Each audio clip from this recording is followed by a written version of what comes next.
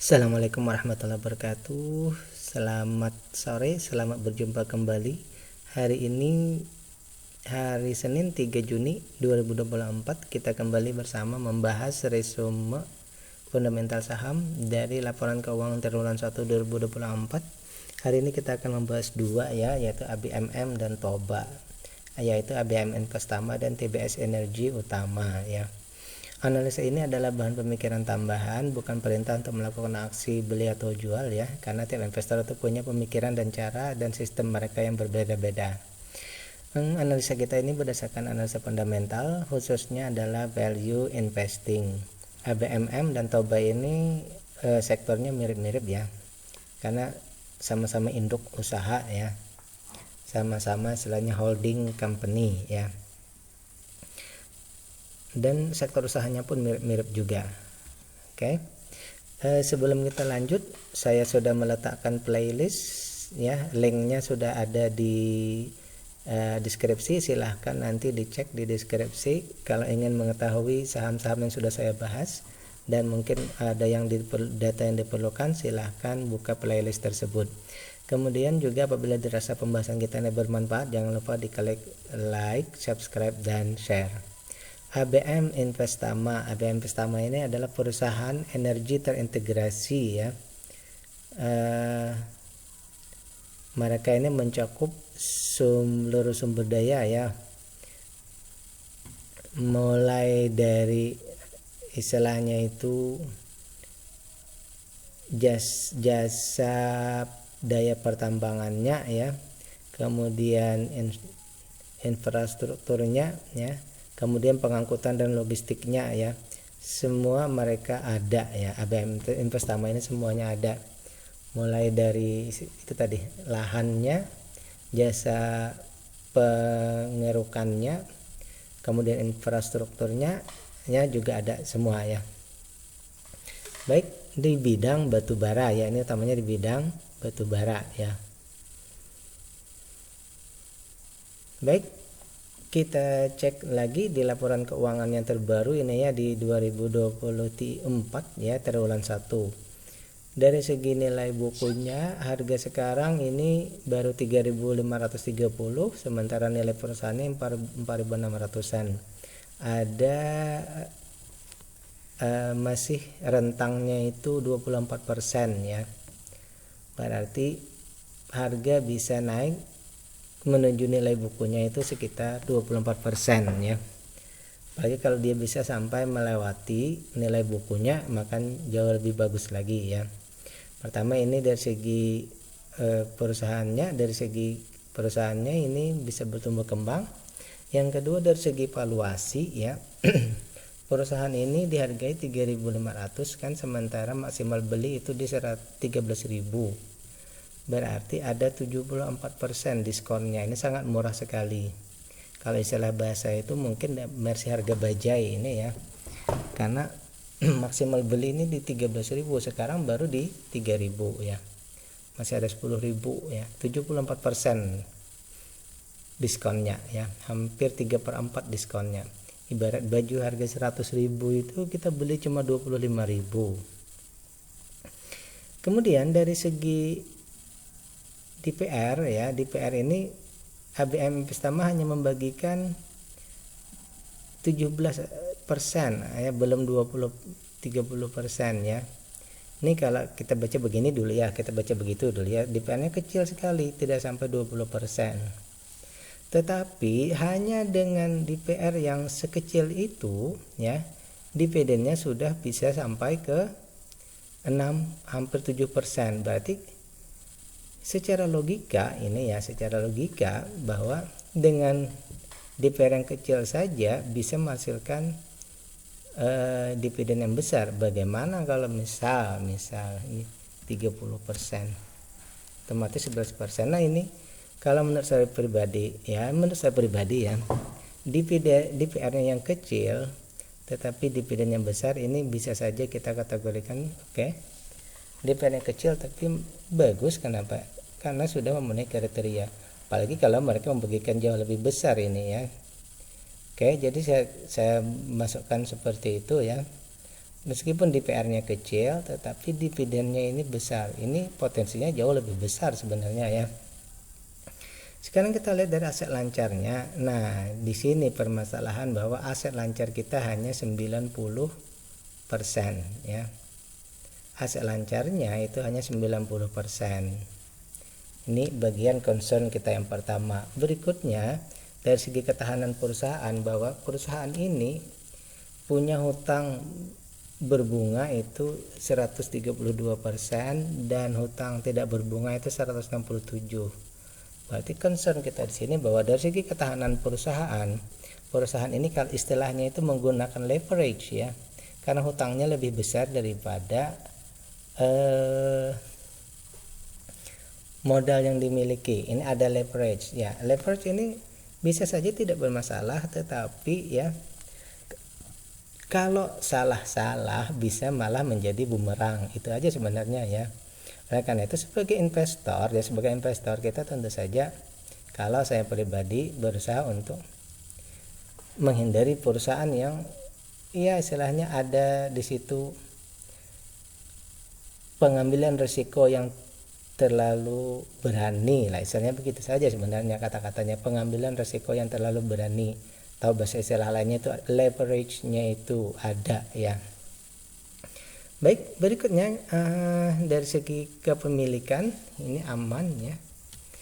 Memang semua sahamnya itu bisa ditradingkan, tetapi kan retailnya hanya kecil ya. Jadi simpulan saya begini, bahwa dari segi valuasi dan dividen perusahaan ini sangat bagus, luar biasa ya.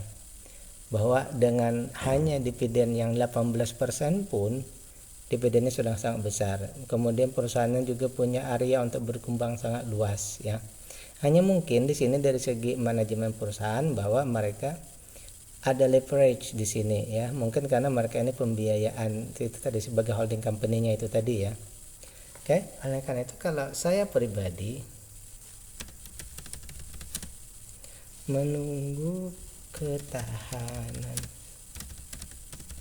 itu saja, menunggu ketahanannya membaik itu saja ya. Kalau saya pribadi, kalau segala ini oke ya. Bahkan ini ABM Investama ini kan termasuk salah satu perusahaan yang dikategorikan bagus menurut para ahli-ahli atau investor ya. Kalau menurut saya pribadi itu saja, hanya ada di sini perusahaan agak berani mengambil risiko dengan leverage yang tinggi, itu saja. Baik, yang kedua kita akan membahas yaitu TOBA, TBS Energi Utama ya. Kalau tadi ABM Investama tadi holdingnya ya, mereka terintegrasi dan khusus kepada khusus kepada batu bara. Sekarang kita lihat TOBA, TBS Energi Utama atau TOBA ini merupakan perusahaan yang berbasis di Indonesia, bergerak di bidang pertambangan batu bara dan perkebunan kelapa sawit. Nah, bedanya di situ. Kalau TBS Energi ini bukan hanya batu bara tapi juga kelapa sawit ya. Sehingga operasi bisnisnya pun dibagi menjadi dua ya. Ada dua anak usaha berarti ya. Baik, kita lanjut ke pembahasan sahamnya ya. Bahwa perusahaan ini ya, harganya sekarang sekitar 250 ya. Sementara nilai bukunya 660, berarti ada ruang bagi investor untuk bisa mengejar harga bukunya. Ini berarti harga yang mestinya naik ya, harga yang mestinya mengejar nilai bukunya. Tetapi dari segi value, nilai kita ini mau masuk atau tidak ya, maka di sini kita harus lihat juga bahwa harga maksimal beli ini hanya di 220. Sekarang sudah 250, 14% lebih mahal ya. 14% lebih mahal dari harga wajar ya. Kita cek lagi ya, kalau tadi untuk konfirmasinya dengan DPR ya, dividen ya. Kalau tadi dengan DPR yang kecil di bawah 30 itu ya mereka mampu menghasilkan dividen yang di atas 6%. Nah, untuk di Toba ini dengan DPR yang 11,5 ini mereka dari harga itu hanya mampu menghasilkan 1% dividen yield-nya. Nah, karena itu ya dividen di sini kita kategorinya menjadi kecil ya. Dividen dan DPR-nya ini termasuk yang kecil. Jadi ada dua concern kita yang harus kita pastikan di sini ya. Kemudian juga dari segi ketahanan perusahaan, bahwa perusahaan ini punya hutang berbunga itu 115% dan tak berbunganya itu 152%. Ini termasuk yang tadi sama juga berarti dengan ABM pertama ya, bahwa di sini ada leverage ya. Ada perusahaan yang hutangnya itu melebihi dari ekuitasnya ya. Bisakah untung? Bisa. Bisakah naik dengan cepat? Bisa. Cuma itu tadi ada risiko yang diambil ya. Sebagai investor tentu saja kita harus lebih berhati-hati ya. Kalau kita mau mengambil risiko juga silahkan ya, tidak masalah ya. Cuma bahwa dengan perusahaan ini ada risiko karena apa? Karena ada leverage-nya tadi ya. Ada juga para analis yang menyatakan bahwa boleh saja yang namanya DER atau liability itu sampai 2 tidak masalah, boleh saja ya. Itu hanya masalah opini tadi ya.